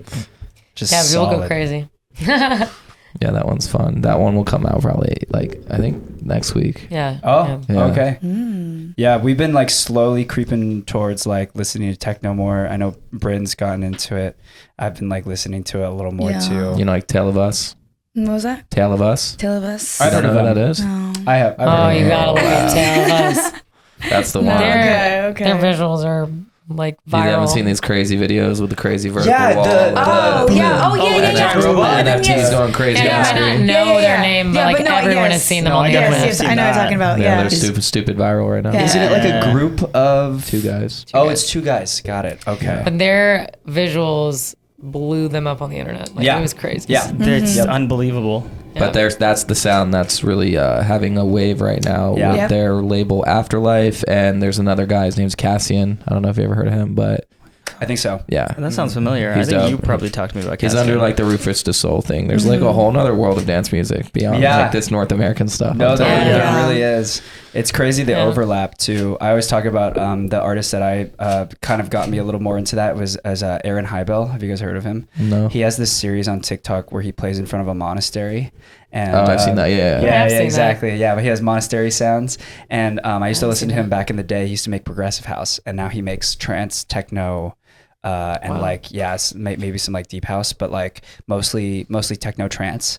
And a lot of his remixes, they're just like really solid. He has a remix of "Human" by John Summit that I think blew up, and you guys probably heard it before. If you guys heard it, you probably recognize it. But What's the name? The artist name? Aaron Heibel, Yeah, I definitely have seen that. yeah, Yeah. no crazy. He does good. it with the push, the little the button thing. Yeah, I've seen yeah, it. yeah, Very cool. yeah. Kind of got the same feel of like just really like encapsulating you in like the feeling, you know? Yeah. Very cool. Anthemic orchestra Yeah. kind of feeling. Exactly. Yeah. That was amazing. Love music. I love how like both songs were like completely different. Yeah. Yeah. Well, yeah, the one being a remix, it definitely shows. Yeah, it a wasn't little- our remix. It was a remix of our song that's coming It's out. more like DLMT's vibe. Got it. Got it. Okay, yeah. Because it's a remake, yeah, that's right, of Another You, which I've also heard, which is like more feel good. We Yeah. also tend to like having people do remixes of our songs that go like way crazier so we can play it at our show. And Yeah. yeah. Yeah, how does that usually go, by the way? Because I've always wondered that too. Like, I love hearing artists play like the remixes that are like more intricate. So like if an artist does a song that's a little bit slower and a little more like emotion based, and then you get an artist that's like a future bass or a trap artist or something, and they make like a trap or future bass remix, I think that's always crazy. Yeah, I mean, typically we play our original at the show, but then we also play the remix just to. You're talking about how we actually get the remix Yeah, facilitated? Yes, yeah. Oh. Yeah, we have our people reach out to their people and like, you know. It Oh, depends. okay, so are you guys the ones that initiate that Well, process? with or? DLMT specifically, we know him, so I just Gotcha. text him and then he was like, "Yo, have your people hit my people." But it can kind of go either way of, if we're a huge fan of an artist and we want them to remix, we DM them or contact our management, or you're just friends with somebody, or they hit us up and they love one of our songs and they say they want to remix it. It kind of happens anyway. Yeah. And we've had people, like a ton of people. We used to do this, I forget what is it with, band something, where we'd go online and have people remix. Like open remix competitions kind of thing. Yeah. But that wasn't as official to like where we have like a remix pack on Spotify. Right. Those are usually like artists that we've like chosen and okayed. Have you guys ever found any like really good artists off of like a smaller artist maybe making a remix to one of your guys' songs? 100%. Definitely. Yeah. Or other remixes of other people's songs, or just dive in the internet. Yeah. When we used to go live and have open remix sessions where we'd like play our songs I saw you get people to so I wanted remix, we found some like insane remixes that we didn't officially release through our Spotify, but we ended up playing in our shows for years. Yeah. What are some of the artists? Could we? I'm curious. Gosh, this was actually more towards the beginning of our career when we would do this. When we played, like Joysick was this kid out of Switzerland that just like Sweden or something, and he made this remix. We're like, oh, this is lit. And played in our shows. Yeah. I mean, it got like 5 million streams just on his remix or something like that. Who is anyone else that's remixed that we played that we just like found? I mean, we've had Shipwreck remixes and Convicts and Jupe and Jupe. I know Jupe. Yeah, that's low key. Yeah, low key. The fact that's good. But a bunch of others. Havoc Roth. That was one that was like he was really good at future bass, but who else has done remixes? Clips Ahoy. Like these are all guys that are like low key. No, yeah, but I do because I used to go on SoundCloud like so religiously in college, and I knew a lot of like the lower key artists. I feel like, or at least for future bass, I remember just finding some absolute gems on like through SoundCloud that are not like some of them are not real. Some of them did end up becoming a little more mainstream today, but there are still some of them who are like a lot more low key. We also had super low key guy. What about like Purge? We had this Millennium, I think I might have heard of him. Who's before. that guy? Maybe that guy. Yeah. Purge. Must not be big enough yet. I mean, I know San Holo started off like in the SoundCloud space for a while. Yeah. Dude, so did a lot of these people. Like everybody. Yeah. Like even Say My Name. This is before they like removed. I don't know what happened, but something with SoundCloud where like remixes and like whatever got removed. Well, it was because a lot of the music wasn't as palatable for like mainstream radio. Yeah. So well, and they also started monetizing it. Yeah, that too. That's what happened. Yeah. I remember finding like gems like Mickey Valen. Have you guys ever heard of Mickey Valen? Or like Wave Racer? I know. Who's like really big in the future bass scene. Not really making much stuff today, but yeah. I wish they would bring SoundCloud back, honestly. I mean, it's still around. I mean, it's still around. People still use it. Yeah. It's just not the same. It'll never be the same. I don't think it'll ever be the same. Yeah. Yeah, it's Spotify. It's just different. Because when people were making music I felt like when SoundCloud was at its peak, like a lot of people were making like rave music. Yeah. Like music that was just like as hype as possible, where once Spotify got involved and people started thinking about revenue and streams and all this stuff, like the nature of the music shifted because of the landscape of the ROI. I mean, I still use SoundCloud to find like the craziest festival music that we can throw into our set. That's good. It seems like the kids that are like just like reaching their peak in production, but they're not like sure what they're doing with their music yet. And they're just like trying to write rave music, and they have like that like 2-3 year window where they're making it like for the culture almost. Where it doesn't become as much a job. Like, you ever heard of this guy named Justice? He's like, he just did a song with Cascade too, but... Wait, like The Justice? No, not The Justice. Oh, okay. Jutus. He just did a song with Cascade, but like his music's like super hype, just like big room, like... I don't know, there's just some artists where you can tell it's like... They're just trying to make people dance. Yeah. And that's it. And I love that. But I also like, for us, like we like making songs, so like that's not necessarily what we do in all of our time. So I like both and I appreciate both, but when I see some kid that like just completely is ignoring like who's someone that's like that? Like iSong. ISO and Knock 2 and like those guys, like they're not trying to like. They're not like, by songs he means like fully written, something like that someone can sing along pre-chorus, to. chorus, Yeah, like yeah. We just have some friends who are really into those two artists in particular. Well, yeah, they're hot right now because their production is just great. Yeah, it's just sick. It's hype. Yeah, it's hype. Like I'm pretty sure Knock 2's song we play at our shows, it's like one of the hardest moments of our set or something, because it makes the people dance. Yeah. And jump. Yeah. So love it. Love seeing people do it for the culture. Yeah. No, you gotta have those. Yeah, Keeps the culture alive for sure. I'm interested to hear what artists we could talk about it off camera maybe and not on camera. What artists would be considered more of like the hype?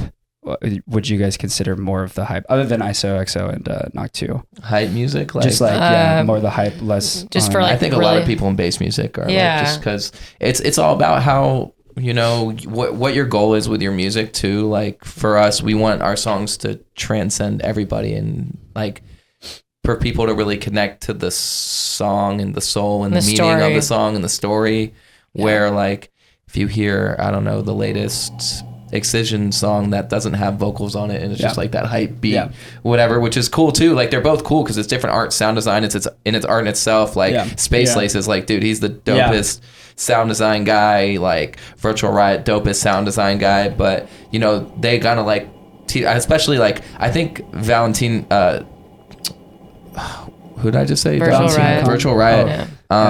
He's cool because he has songs and he also has just like hype music in both. You know, he kind of plays both cards or whatever. So I think it all just depends on your goal though too, because there's people that you know initially were making just rave music and then they built like an insane brand and almost like the brand grew faster than the music. So they were like, okay, like now I want to keep this fan base going. So they started making stuff that was a little more palatable and but then even like Marshmello, for instance, like he's a good example of I make the radio hits, but I also have my Joytime records that still allow me to like play for the festivals. That's the best example for sure of the separation. You know which ones are like those pop hits that his label's throwing all the marketing dollars behind, and the other ones for him. Yeah.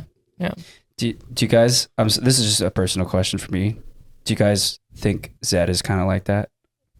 I think Zed is a phenomenal business. Very same answer. First of all, Anton's like the coolest guy. He is the coolest. Ever. He is definitely super sweet. And he also, his brand in general, like he was like one of the forefront people in electronic music. Yeah. So I think it gave him a platform to just make hits. Yeah. Which he's paid his given dues. that, you know, it's everyone's dream to be able to collaborate with your idols and to make those kinds of songs. So I think and he's also like a really, really phenomenal musician. So I think that he's doing what he loves and what matters to him. Like he doesn't need to be, he's just not the guy that's going to be sitting. Yeah, at the end of the day, I think if you're just doing what's making you happy, that's like, that's good enough for me. Because I'm like, I'm happy for you, you know. And doing what you're good at. He's very successful and is, he's a great human. So. He looks like he's having fun all the time. Yeah. He's awesome. Switching gears, we're gonna go ahead and ask you guys some fan questions. We had a couple people ask things. Okay. A couple people asked things through Instagram. Cool. Yeah. Okay. I'll go ahead and start with one of them. Christian 95 wants to know what's the wildest thing you've seen at a rave, whether you're performing or just in the crowd. I feel like it'd be interesting when you're performing. What's like the craziest thing you've seen?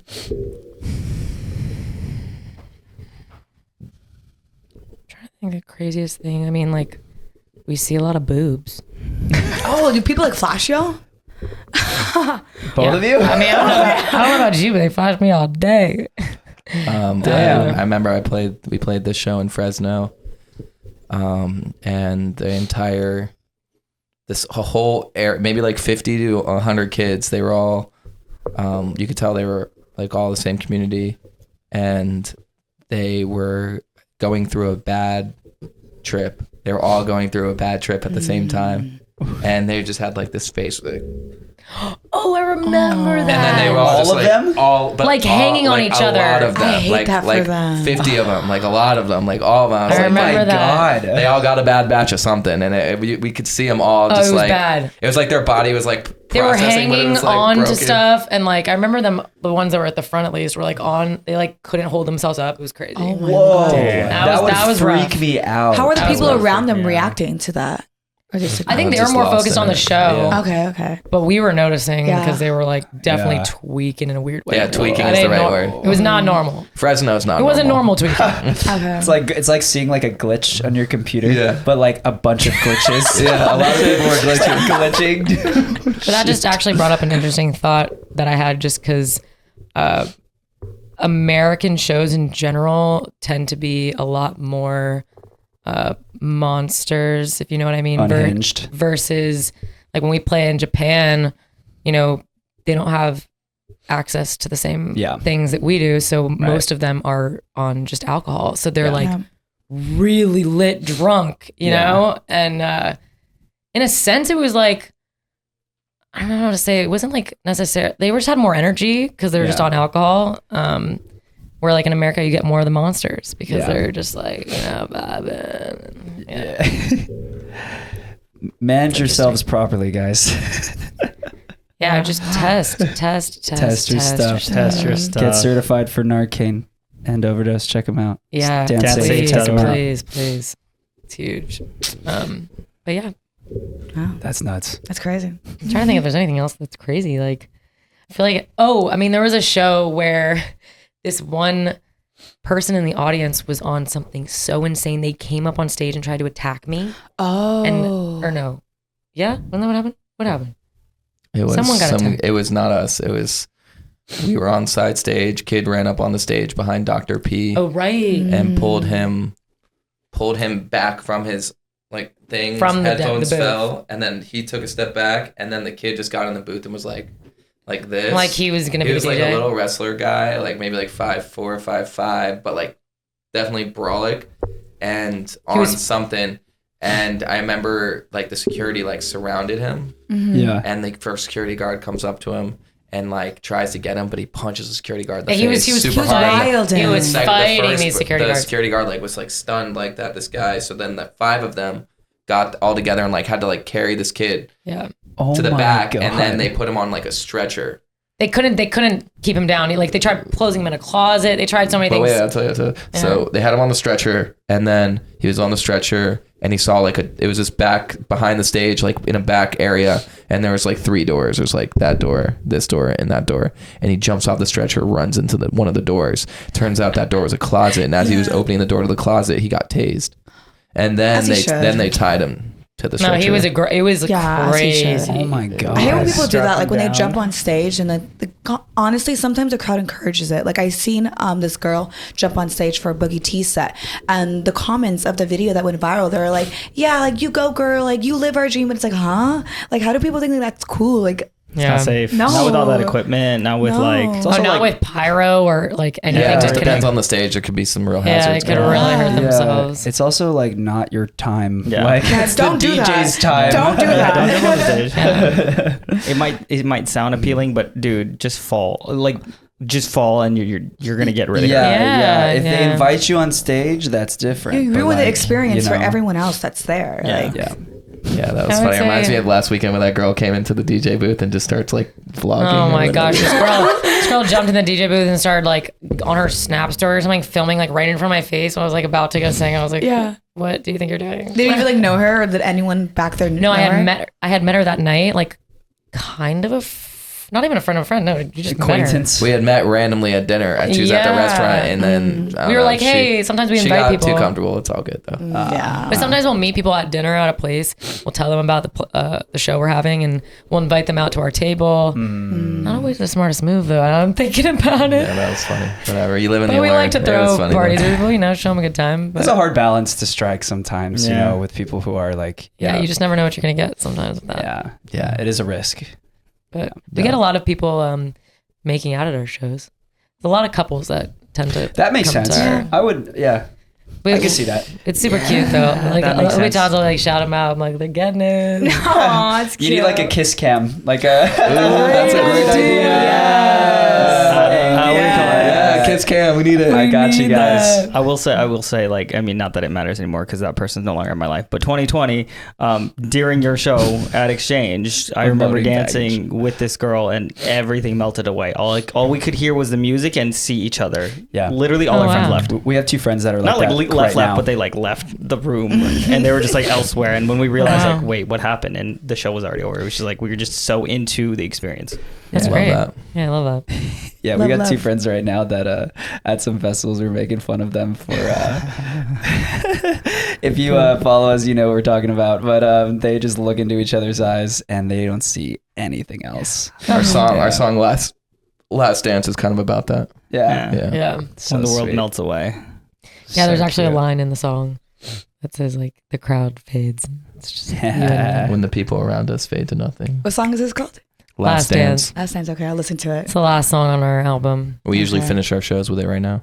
Oh, okay. I love It's a that. good ending song, and yeah, it's kind of like our end of our relationship song.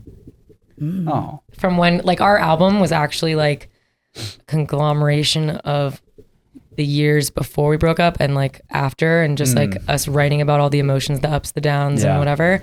And that was kind of like the song that was like our last dance of Yeah. like our last moment together, but like we're still together. As well. Yeah. This is your pandemic album? No, we Oh. dropped this album in November, but Okay. all the music was made Kind of during and there's during like and before, and recently too, Yeah. like within the last it's definitely like an emotional release album for us, kind of. Yeah. Like a closure album. Yeah, in a way. the breakup album. Yeah, it definitely was. Like we Tears even in Paradise. we even promoted it as such because just we like sat on all the songs and we were like, what does this mean to us? And it was very like there was this emotional side and there was this happy side because we were going through something while also experiencing such a high They're together. happy tears and sad tears in Yeah, Paradise. It was an interesting contrasting moment because it's like as a relationship was ending, but we were like building such a like beautiful thing with our music. So yeah. Swag. I love Yeah. that. You need to scoot forward a little, by the way. And we'll be playing more Tears in Paradise shows, just like focus on the album and stuff too. Yeah. Yeah. Love that. Justin Bastillo The name sounds familiar. asks, what's your guys' favorite piece of music you've made this far? We're gonna have different answers, I know. I want to hear yours first. Mine first.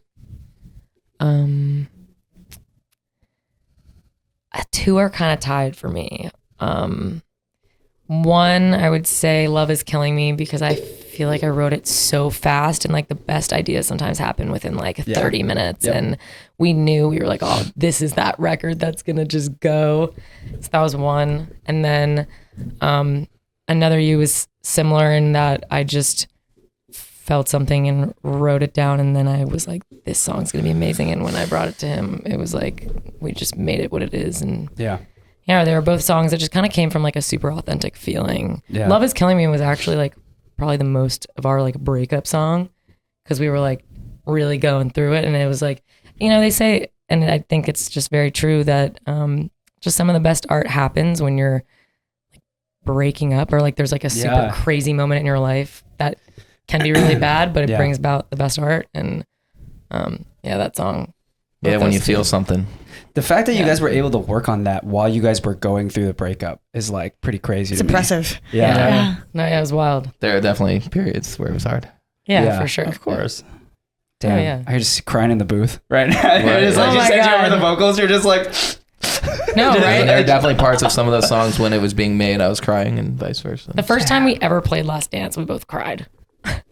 Yeah. That was wild. damn. It was also the first day I would didn't do any. I was like sober too, so Oh, there's like yeah. a lot of chemical reactions Yeah. going on in there. Damn. but sober chemical reaction. Yeah. Sober, authentic, genuine. Yeah. What else we got? Yeah. Good. Man. Oh, wait, no. You Wait, didn't you say didn't say yours. Yeah, you didn't say What's yours. your Oh songs? yeah, let's see. My favorite song that we made. I'm so interested. I mean, Love Is Killing Me is obvious because it was just so fluid. And then as far as like other songs that I really, really liked recently on the album, I liked In Too Deep a lot. Oh, you did love that song. Yeah, that was cool. It was just this thing where I was very emotionally turbulent through the weekend before that, and had some experience that when we went into the session, I was like hanging out with someone and we were talking about soul diving, and that led to Dive Into Me, and it was just like this, and then we all found like a common thread of relatability and that song. We wrote that song with a good friend of ours. Her name's Love Alexa. She's also written the Someone song, the Rez song with Grabbits.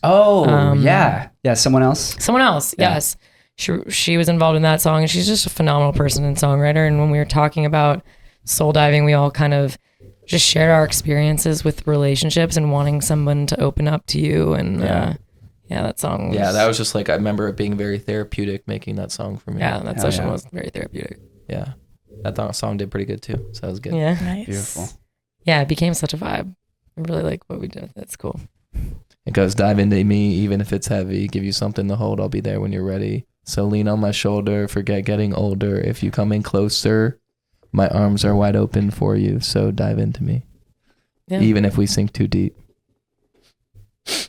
You feel me? Jay, tissues, please. I'm just Do you remember the lyrics to all of your guys' music? Yeah.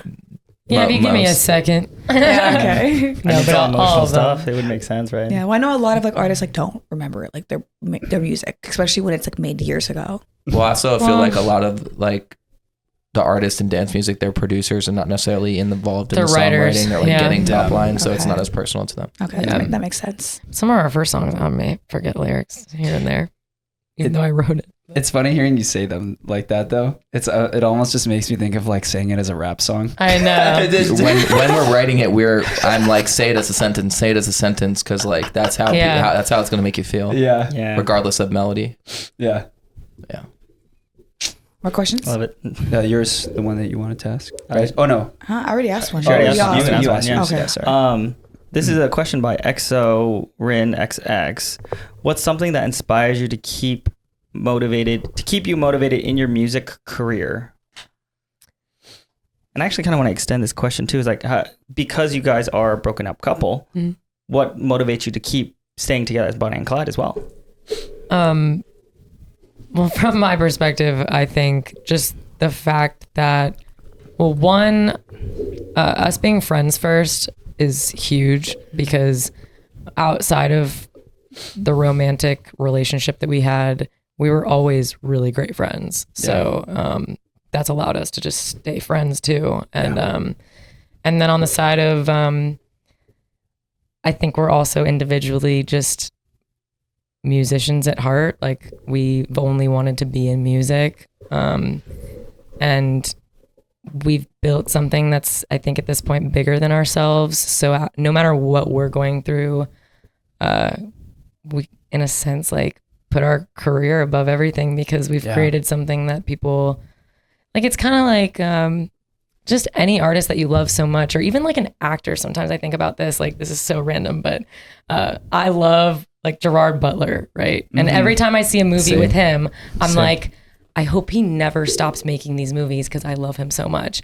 And I always just think of that person, and I would never want to disappoint them, because it's like, you can really have like a lifetime career out of stuff like that, where people like really love you. And it really motivates me when I'm thinking about them, because although I do love what I do, and that definitely motivates me in itself, because I just love making music, but knowing that, you know, we have some diehards that just follow us throughout the years, and I want to do them right. You don't want to let them down. Yeah, exactly.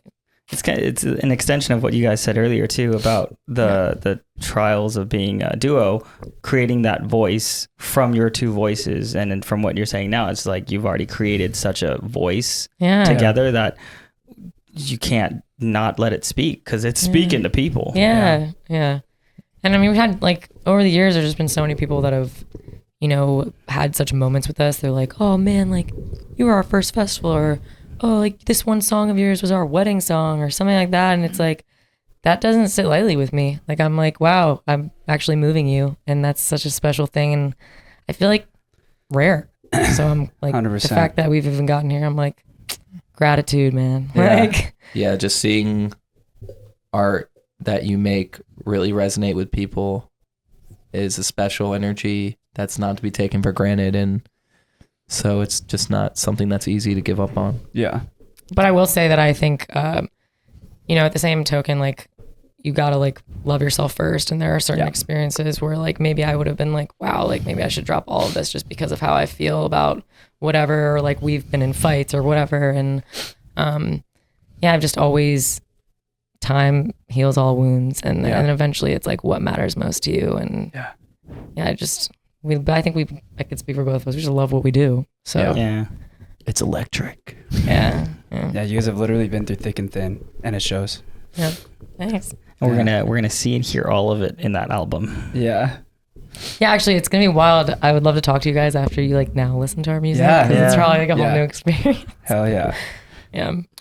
I had one last question for you guys that we wanted to talk to you about. We'll try to keep it somewhat short, but AI. You guys' AI intro thing. What do you know about it?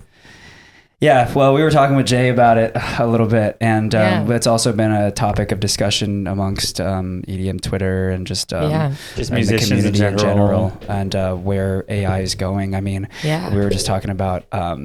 I was just talking about there's a plugin now for Premiere that literally I'm going to use on this episode, hopefully to save me hours and hours of editing time. That will just use AI to determine which camera it should be like on during the episode and everything, and that will literally based on the movement and stuff like that. Based on the movement, based on who's talking, based on Yeah. So Hopefully it'll streamline the process of like, you know, editing or monotonous tasks. Yeah. I mean, I think it's incredible. I think people have been talking about like, oh, is it going to take over like all of songwriting and like all kinds of stuff like that? And I just think, I don't know, no matter what. Made the intro lit. Yeah. No, it's like useful and amazing. Yeah, it was cool. But I just don't think it's the same. Like, or it's going to take over. Like, something AI doesn't have is a soul. Yeah. So there's no human element to it. You're not good, like AI music, like that real music. Like, it can help inspire lyrics, or maybe you're like, here, write me a poem about this and that. Or it can emulate something that exists already. Yeah, but I think when it comes to like real resonation, that real feeling, I mean, I just think you can't replicate an individual human's experience on this 100%. planet. Right. Yeah. It's going to be its own thing. And maybe that people feel it and it resonates with them, but it just won't be what it is. It's like listening to Drake versus listening to us versus listening to a robot. It's like they're just different things, and you can love them all. Totally. I think it's a good medium to like use as a basis of inspiration. And like what we were talking about, it does cover more of the monotonous, processes. But I like to see it as like it gives you a place to start for stuff. Like I can't remember who I heard it from, but I back when like Flume was like just blowing up, I remember me and my college roommates would talk about, and he like saw a video or an article, something that was talking about how sometimes Flume would just go in, I think Ableton, or he had a plugin that it would be like a random sound generator, and he would just generate random sounds on his track, and he would go in and modify them to like be in different areas. And that's kind of where his style seems to originate from, in terms of like, you know, being kind of a little random. Right. Yeah. On that note, I think, I mean, there's a lot of producers that I know that they wouldn't be who they are without just samples and manipulating samples. So I think there's obviously like also a huge difference between producers who just like create sounds versus just make music with samples. And there's tons of great accidents. So like if you're just keep on making accidents. Happy accidents, you know what I mean? Like it's cool. I also like love, like one of my favorite ways of producing or just like starting an idea is just finding a sound on Splice and taking from that sound, like writing a whole song or like experiencing a feeling off that one sound. And I think that's, you know, you got to start somewhere, and sometimes that's easy. Yeah. I mean, our last artist we just had on, Chill, she just dropped a new single, and she found the vocal on Splice, and we were listening to it, and we were like, this is Splice? Sounds incredible. Well, and Splice has a lot of people that are really connected good. to. Yeah. Splice is really good. It has like where's the Splice so many sponsorship? artists in it. We need that Splice check now. Just for mentioning them. A lot of awesome artists though have just given like there was, didn't we do a Splice pack back in the day? Was it Splice? Didn't I do vocals for Splice back in the day? I think I did. Or was it Splice? No, Cymatics. Oh, Cymatics. Oh, Cymatics is also really good. Yeah, we've done a Cymatics pack before, but it was a while ago. And it's funny because I love them. I even love Splice. But now, just thinking about giving my vocals to that, I'm like, yeah, that's like, it's yours. It's like an interesting thing where, you know, I would love for people to like come up with cool things with my voice, but at the same time, I'm like, is that lowering the value? Like, I don't know. It's an interesting thing. That is an interesting question. But I have a lot of friends that make packs for Splice, you know, it's very cool. One day we'll get the Splice sponsorship, maybe. But yeah, we are out of time. So, and we know, I know you guys have a session after. So, but we wanted to take a quick second for you guys to let the people know what you guys got going on right now. Yep. This episode releases coming Sunday. So whatever happens after Sunday. Yeah, cool. I'm looking. I would say we have our next release is a song called Memory with Some Sun that we listened to. Yeah. Also, the Tears in Paradise remix pack comes out, I think, before that. Yeah. Nice. And then starting in June, shows Portland, San Francisco, Atlantic City, Detroit, Honolulu, Chicago, Lollapalooza, Moonrise. You guys are everywhere. I'll see you at Moonrise. Boston, Massachusetts, a festival in New York City I can't say the name of. And another one in Imagine Orlando. Music Festival. Oh, we might be at Imagine. Then there's Music Festival. I don't know if I was supposed to say that one. Salt Lake City. And was that one in the Bay Area?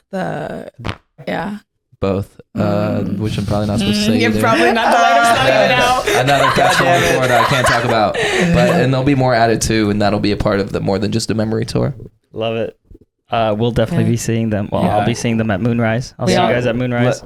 We also have some bigger collaborations that we'll probably be releasing this summer, which I'm excited about. Yeah. Please let us know whenever you guys are here, by the way, and playing a show at, say, Academy or Exchange. We'd love to come out. We always fucking go to the Academy. We're always there. Yeah, that's our like home. everyone we have on the pod too, like you're part of fam now. And we like to I appreciate it. We definitely will. Yeah.